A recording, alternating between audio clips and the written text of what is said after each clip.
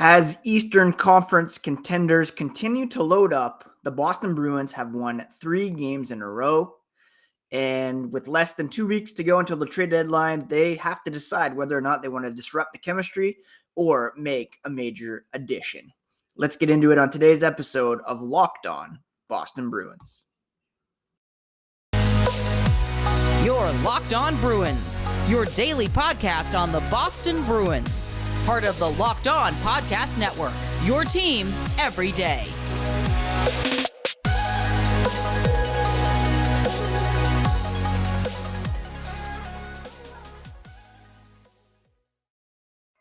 What is up, Bruins fans, and welcome to a special Sunday episode of Locked On Boston Bruins. This is a daily show where we discuss all things Spoked Beat.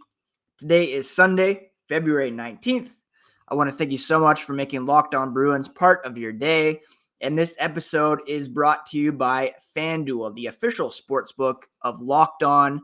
Make every moment more by visiting fanduel.com/lockedon today to get started. Locked On, I should say, your favorite team every single day. Now, the podcast you can find on Instagram and Twitter at Locked NHL Bruins. And you can find me, my dad jokes, hockey tweets at Ian C. McLaren, just 4 followers short of 10,000, which is kind of exciting. Get that K beside my name on Twitter. Let's dive right into it, folks. Yesterday, a very satisfying 6-2 win over the New York Islanders. Let's start with the early newsmaker, which was Mr. Jake DeBrusk. His long-awaited return to the lineup. He scored just 2 minutes and 19 seconds into the game on the power play, giving the Bruins a huge boost in categories that have been lacking in his absence. The offense was a bit down. The power play had been struggling. And Jake DeBrusk, right out there after missing 17 games, scoring very early in the game, his 17th goal of the season. Selly season is back. And when you talk about Boston adding at the trade deadline, we'll talk in a bit about what the Toronto Maple Leafs did on Friday, adding Ryan O'Reilly and Noel Acciari. For me, Jake DeBrusk is that game breaker that a lot of people are hoping the Bruins acquire up front. You talk about Patrick Kane, Ryan O'Reilly was a target, Bo Horvat was a target. Having Jake DeBrusk back in the lineup, he gives the Bruins that extra energy, that swagger. Jim Montgomery said it was a big-time move play that he made on scoring that goal, picking the puck up, making a nifty move to the net front and slipping a backhander through the 5-hole on Semyon Varlamov, who had a very poor game for the New York Islanders. There's Pastrnak, there's Marchand, there's Bergeron. And then you have Jake DeBrusk, who's out there able to make just as much noise as any of those guys. He has poise in and around the net. He's high end, according to Jim Montgomery. He later picked up an assist when his shot from the high slot bounced off the glass behind the Islanders' goal, over the top of the net, tapped home by Patrice Bergeron. You might have watched the dunk contest last night. Well, this was Boston's version of the alley-oop. He missed, he said, scoring goals. He missed the intense shifts, the camaraderie on the bench. And Bergeron said DeBrusk looked awesome. 17 games, not easy when you come back after missing a long time, but kudos to him. He did the job off the ice and on the ice to make sure he was ready, and he looked ready to go. His legs were there, and getting that goal early surely helped him with his confidence and to feel right back in the mix. So huge impact made there by DeBrusk. Now, I mentioned Bergeron's goal. That was his 20th of the season, his 14th 20-goal season of his career and his 10th consecutive season scoring at least 20 goals. Only Alex Ovechkin has more consecutive seasons with 20 goals among active players. He gets it done offensively. He gets it done even more defensively. He's a guy that Nick Foligno has admired for a long time, he said after the game. Just the way he plays the game, goes about it the right way. One of the best compliments you can give a player is that. The 20th last night was a very pretty one. The alley-oop. And it's no surprise he puts himself in the right places at the right times and does so many things well. And, he helped bring Nick Foligno to town. And Foligno made an impact as well, chipping in with the goal. We'll talk about the impact that the bottom six made, specifically the fourth line of AJ Greer, Nick Foligno, and Trent Frederic here in a moment, as well as talk about the Ryan O'Reilly trade. But first, this episode is brought to you in part by Athletic Greens. With one delicious scoop of AG1, you can absorb 75 high-quality vitamins, minerals, whole food sourced superfoods, probiotics, and adaptogens to help you start your day right. It's a special blend of ingredients that supports your gut health, your nervous system, your immune system, energy, recovery, focus, aging, all the things to help you get your day going. They have over 7,000 five-star reviews. They're recommended by pro athletes, trusted by leading health experts like Tim Ferriss and Michael Gervais. You can reclaim your health and arm your immune system with convenient daily nutrition. Just one scoop in a cup of water every day. That's it. No need for a million different pills and supplements to look out for your health. Athletic Greens is going to give you a free 1-year supply of immune-supporting vitamin D and 5 free travel packs with your first purchase. All you have to do is visit athleticgreens.com/NHL Network. That's athleticgreens.com/NHL Network to take ownership over your health and pick up the ultimate daily nutritional insurance. The NHL trade deadline is fast approaching, coming up on March 3rd. And there's a lot of noise as to whether the Bruins will make a big splash, whether they will add some depth on the blue line. Vladislav Gavrikov is reportedly close to being traded by the Columbus Blue Jackets. We know for a fact that the Bruins are interested in him. There's talk about Jacob Chychrun as well. Now, yesterday, the Bruins had a fourth line that I believe could be very effective. It was made up of Trent Frederic, Nick Foligno, and AJ Greer. And Frederic, in particular, scored 2 goals, his third multi-goal game of the season. He's now up to 13 on the year and could be challenging for 20 goals, which is quite a surprise. Longtime listeners will know that I have been up and down on Trent Frederic, his propensity to take bad penalties at times. But this season, he's been fantastic. And I still get grief on Twitter for suggesting putting Jesse Puljujarvi on the third line. I still think that could be a good idea with this fourth line here intact. He tipped in a Charlie McAvoy blast from the point. He picked up a loose puck and ripped it past Varlamov to make it 5-1. Probably one Varlamov should have had.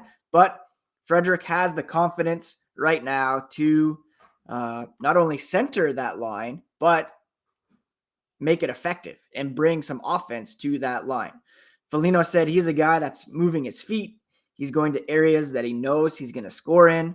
He has the skill to score in a lot of different ways, but he's giving himself those looks that are in tight and around the net, those heavy plays. Foligno added he's been a real threat every time he's on the ice, and he gives him credit. He's found that consistency that every player strives for, and it seems to be he's found a recipe of what gives him success. He's moving his feet, being physical, reliable player in the way he positions himself, and he's understanding how effective he can be in the role that he has right now. And full credit to Foligno for his leadership in the bottom six and helping Trent Frederic along. You can't understate that influence. Now, with that fourth line,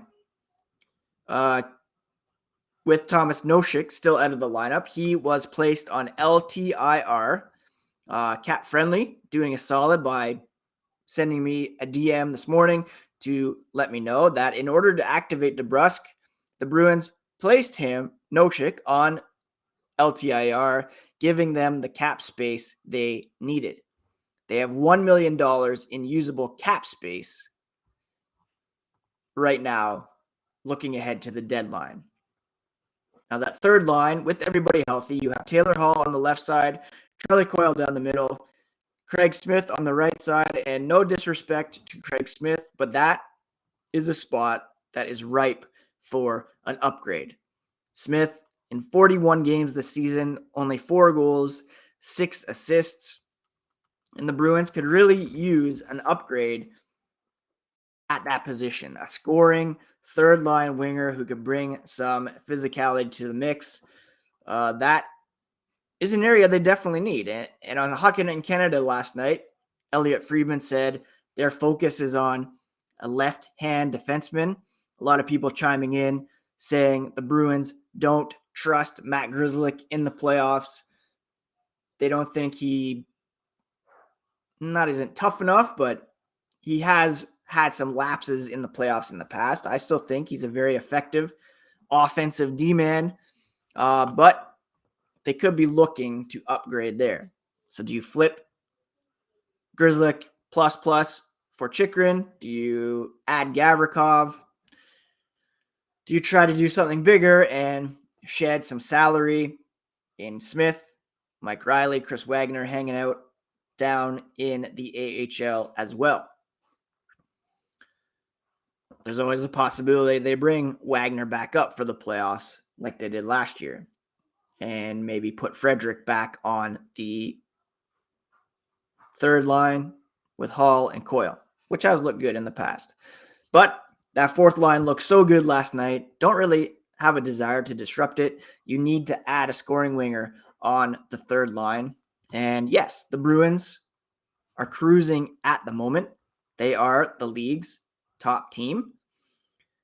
Despite Carolina winning 9 of their last 10, they've won 3 in a row. They're still 7 points back of the Bruins atop the league. And the goal differential is just insane right now. Boston's at plus 90. New Jersey, next best goal differential at plus 44. So the Bruins, they have the second most goals in the NHL. They have allowed the fewest goals by far, 117 compared to the next stingiest team at 143. So that's insane. And that is leading to this wild goal differential that is miles better. So yeah, there's an argument to be made that you don't need to do much here. However, you need to somewhat counteract deals that are made elsewhere, knowing that some teams have already made improvements and others are looking to as well. And we'll talk about that here after the break. But first, our sponsor today is FanDuel. And we're at the midway point of the NBA season, and it's the perfect time to download FanDuel, America's #1 sportsbook. New customers get a no-sweat first bet of up to $1,000. That's bonus bets back if your first bet doesn't win. Download the FanDuel Sportsbook app, which is safe and secure, super easy to use. Then you can bet on everything from the money line to point scorers and threes drained. FanDuel even lets you combine your bets for a chance at a bigger payout with the same game parlay. Don't miss the chance to get your no-sweat first bet of up to $1,000 in bonus bets when you go to FanDuel.com/lockedon. Make every moment more with FanDuel, an official sports betting partner of the NBA. Huge move was made on late Friday night as the Toronto Maple Leafs made a deal with the St. Louis Blues, adding Ryan O'Reilly and Noel Acciari for a bunch of picks and not really much in the way of prospects. The full deal looks like this. O'Reilly, Noel Acciari, they deal prospects Mikhail Abramov and Adam Gaudette to St. Louis, along with their first-round pick in 2023, Ottawa's third-round pick in 2023, and the Leafs' second-round pick in 2024. The Wild were in there as well, and they received the Leafs' fourth-round pick in 2025. The Leafs, of course, have not advanced to the second round of the playoffs since before the lockout in 2004-2005. 6 consecutive first-round playoff exits, and they are on track to face the Tampa Bay Lightning in the first round, barring a complete shifting of the Atlantic Division. Boston right now, they are 13 points up on the Toronto Maple Leafs, so very low risk of them falling back at this point. This comes after the New York Rangers loaded up by adding Vladimir Tarasenko from the St. Louis Blues, so the Blues in full sell mode at the moment.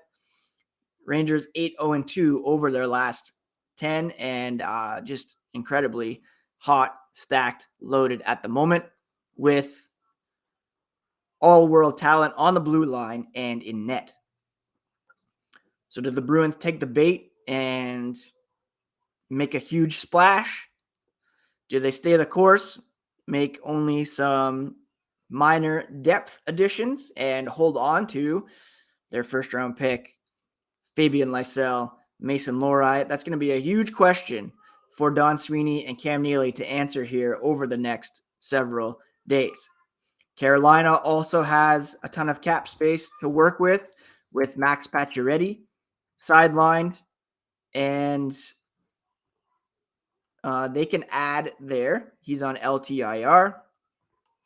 Just checking to see how much cap space they have here at the moment, but it's not insignificant once they are able to put him on LTIR. They have $10 million in available cap space, so they could certainly make a huge swing. The New Jersey Devils are reportedly in on Timo Meier. The Tampa Bay Lightning always find a way to squeeze something in. Those are the top 6 teams in the NHL at the moment.